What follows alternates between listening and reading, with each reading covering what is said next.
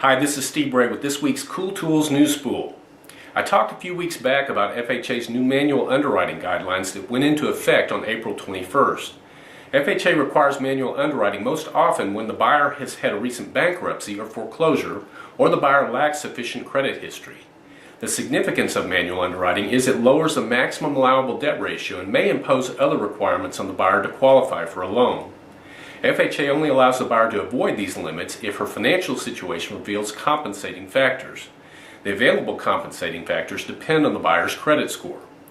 For buyers with no scores, assuming we can create a credit history using non-traditional sources like rent payments and utility bills, FHA limits the housing ratio to 31% and the total debt ratio to 43%. For buyers with scores above 580, the housing ratio may be as high as 40% and the total debt ratio as high as 50% if we can document two of the following compensating factors.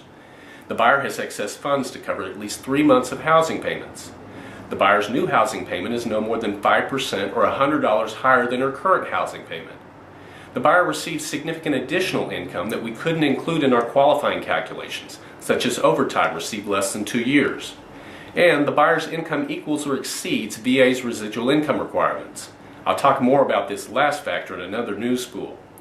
Keep in mind that some lenders will not manually underwrite loans at all, and many lenders have overlays that further restrict ratios for manual underwriting. For example, we cannot do FHA loans for buyers with credit scores less than 620. That's the news spool for this week. Follow us on Facebook or on our Texas Lone Star Lending website.